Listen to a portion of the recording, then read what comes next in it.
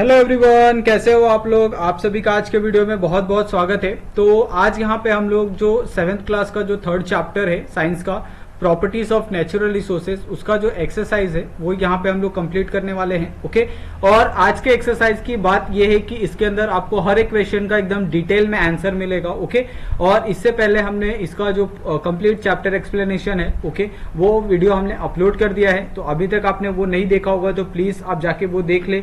और आपसे ये रिक्वेस्ट है कि अभी तक जिन्होंने भी हमारे चैनल को सब्सक्राइब नहीं किया है, प्लीज आप हमारे चैनल को सब्सक्राइब कर ले। ओके, तो आज यहाँ पे जो हमारा सबसे पहला क्वेश्चन है इस चैप्टर का, filling the blanks with the appropriate terms. Okay, यहाँ पे आपको पूरा फिलिंग द ब्लैंक्स दिया है, जो यहाँ पे आपको ब्लैंक्स दिए हैं उसको आपको फिल करना है विद द प्रॉपर आंसर।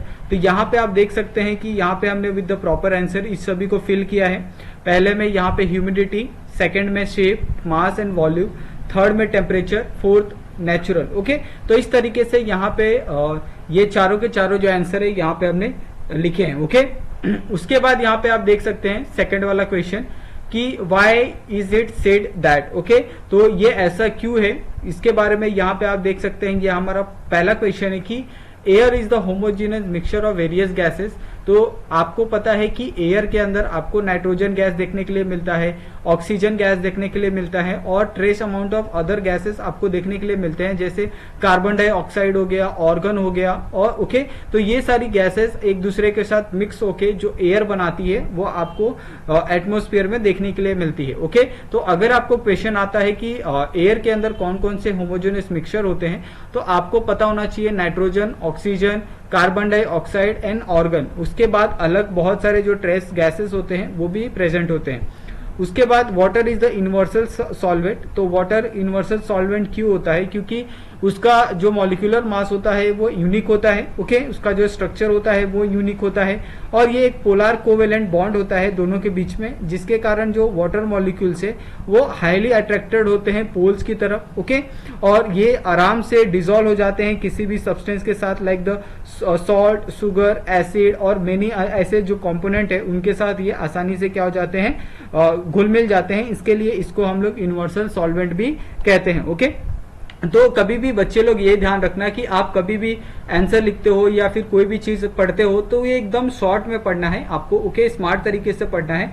देखो इतना बड़ा आंसर है, लेकिन मैंने इसको इतने इजी वे में समझा दिया कि आप आसानी से इसको बता सकते हो कि एक्चुअली में जो वाटर यूनिवर्सल सॉल्वेंट क्यों है। ओके, उसके बाद यहाँ पे थर्ड वाला क्वेश्चन है कि there is no alternative of to the water for the cleaning purpose. Okay, तो आपको पता है कि अल्टरनेटिव नहीं है to water for the cleaning purpose, क्योंकि आपको पता है कि अगर आप किसी भी चीज को अगर आप वाटर से क्लीन करते हो, जैसे आपको पता है कि वो अगर वाटर के साथ अगर आप डर्ट को क्लीन करते हो, डेब्रिस को देखते हो। ओके, उसके बाद water has the high heat capacity, ये भी पता है। ओके, उसके बाद वाटर के पास ये एक तो कैपेसिटी है, उसके बाद उसका जो हीट एफिशिएंसी है वो भी ज्यादा है। उसके बाद जैसे वेरियस क्लिनिक टास्क हो गए, जैसे वॉशिंग क्लोथ हो गया, डिश हो गया, सरफेस हो गया, ये सारी चीजें हम लोग किसके साथ साफ करते हैं, वाटर के साथ ही साफ करते हैं। और उसके बाद as it does not leave behind harmful residue, और अगर आप वाटर के साथ साफ करते हो तो उसके पीछे कोई भी हार्मफुल रेसिड्यू वो नहीं छोड़ता है। उसके बाद जो टॉक्सिक फ्यूम है वो भी वाटर से साफ करने पे नहीं निकलते हैं। ओके, रेसिड्यू का मतलब होता है एक ऐसा पदार्थ जो आपके लिए हार्मफुल होता है। अगर आप कोई भी केमिकल कंपोजिशन के साथ रिएक्शन करोगे तो उसका रेसिड्यू आपको मिलता है जो हार्मफुल होता है। ओके, तो ऐसा आपको वाटर के साथ नहीं दिखता है। अगर वाटर को आप किसी के साथ भी अगर आप वॉश करो, कोई भी चीज करो, तो वाटर के साथ ऐसी सारी चीजें आपको देखने के लिए नहीं मिलती है। ओके, उसके बाद यहाँ पे आपका जो क्वेश्चन नंबर 3 है कि what will happen if. Okay, क्या होगा अगर the amount of water vapour is in the air increases. अगर एयर के अंदर जो वाटर वेपर है अगर वो इंक्रीज हो जाए तो क्या होगा, तो उसके कारण आपका जो ह्यूमिडिटी है, ह्यूमिडिटी इंक्रीज हो जाएगी, और इसके कारण जो मॉइस्चर प्रेजेंट है एटमॉस्फेयर के कारण वो भी क्या हो जाएगा, इंक्रीज हो जाएगा। और जैसे various aspect of weather, human comfort and natural process, ये सारी चीजों पे क्या करेगा, ये इम्पैक्ट करेगा। जैसे वेदर हो गया, अगर सपोज अगर आपका जो वाटर क्वांटिटी है या फिर वेपर क्वांटिटी है एयर के अंदर वो इंक्रीज हो जाता है तो जो पैटर्न है वेदर का वो चेंज हो जाएगा। ओके, और क्लाउड्स है वो बहुत ज्यादा इंक्रीज हो जाएंगे, जिसके कारण जो स्नो है या फिर रेन है वो हाईली होंगे। उसके बाद हाई ह्यूमिडिटी आपको देखने के लिए मिलेगी, बहुत ज़्यादा गर्मी भी देखने के लिए मिलेगी। उसके बाद ह्यूमन क्या कंफर्ट है वो बहुत ज़्यादा खराब हो जाएगा और उनको बहुत ज़्यादा गर्मी का एहसास होगा गर्मी के सीजन में। ओके, उसके बाद जो इवापोरेशन है वो आपके बॉडी का वो रिड्यूस हो जाएगा, जिसके कारण जो प्रॉपर एक कूलिंग होती है आपकी बॉडी की वो नहीं हो पाएगी। ओके, और एक बात ध्यान रखना कि आपने कभी सोचा है कि आपने बॉडी से स्वेट क्यों निकलता है, आपके बॉडी से पसीना क्यों निकलता है? ये भी एक क्वेश्चन आपके सामने आ सकता है। तो इसका मेन रीजन होता है कि पसीना निकलने के कारण जो आपकी बॉडी है वो कूल रहती है, यानी जो भी अनवांटेड चीजें होती है बॉडी के अंदर वो पसीने के रूप में बाहर निकल जाती है और जिसके कारण जो आपकी बॉडी है वो कूल रहती है। ओके, तो ये बात ध्यान रखना। उसके बाद जो नेचुरल जो प्रोसेसेस है वो सारी चीजें गड़बड़ हो जाएगी अगर एयर के अंदर जो वाटर वेपर है वो इंक्रीज हो जाए तो। ओके, उसके बाद यहाँ पे आप सेकंड वाला देख सकते हैं कि only one crop is grown rapidly in the soil. अगर आप एक ही क्रॉप को पूरे साल अगर एक ही सॉइल के अंदर आप रिपीटेडली अगर आप उसको ग्रो करते हो तो बहुत सारी चीजें होगी, जैसे न्यूट्रिएंट डिपोजिशन होता है। ओके, डिप्लीशन यानी जो न्यूट्रिएंट होते हैं सॉइल के अंदर वो कम हो जाएंगे।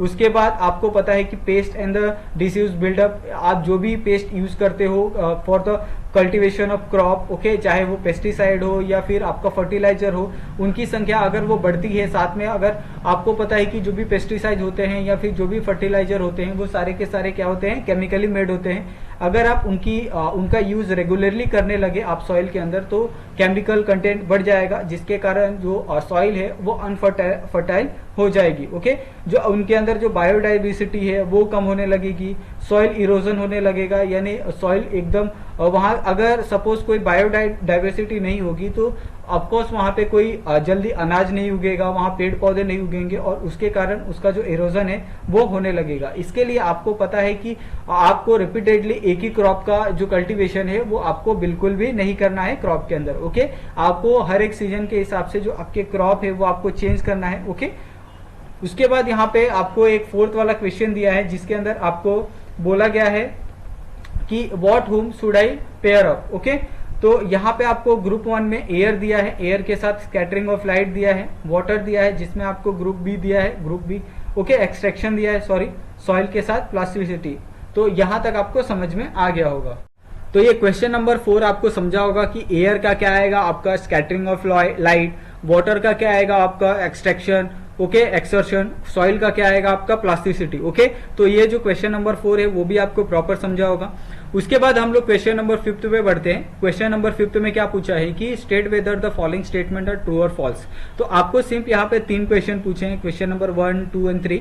आपको सिर्फ बताना है कि क्वेश्चन सही है गलत है। Okay, Sandy soil has the low capacity of holding water, तो बिल्कुल करेक्ट है। ओके, क्योंकि इसके अंदर क्या होता है कि जो इसका टेक्सचर होता है, ये टेक्सचर के अंदर आपको लार्ज पोर्स देखने के लिए मिलते हैं। आप सिंपल अगर आप ये डेजर्ट वाले एरिया में जाओगे या सिंपली आप किसी बीच पे चले जाओ, वहां पे आप देखोगे कि अगर आप उस सॉइल को आप घर में लेके आओ और उसके अंदर आप पानी डालो तो सिंपली जो पानी है वो पूरी तरीके से नीचे से ड्रेन हो जाता है। ओके, वो बिल्कुल भी उसके अंदर नहीं रुकता है।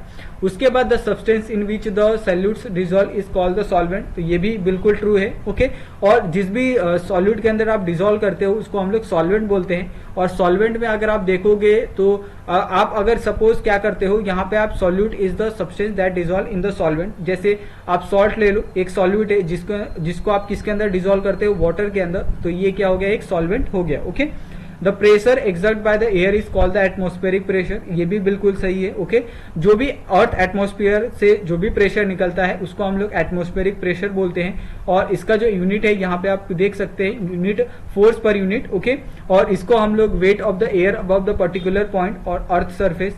और ये डिक्रीज कैसे होता है, अल्टीट्यूड को अगर हम इंक्रीज करेंगे तो जो हमारा एटमॉस्फेरिक प्रेशर है वो धीरे धीरे क्या होता है, डिक्रीज होने लगता है। ओके, उसके बाद यहाँ पे आपको क्वेश्चन नंबर 6 दिया है, explain the picture in your own words.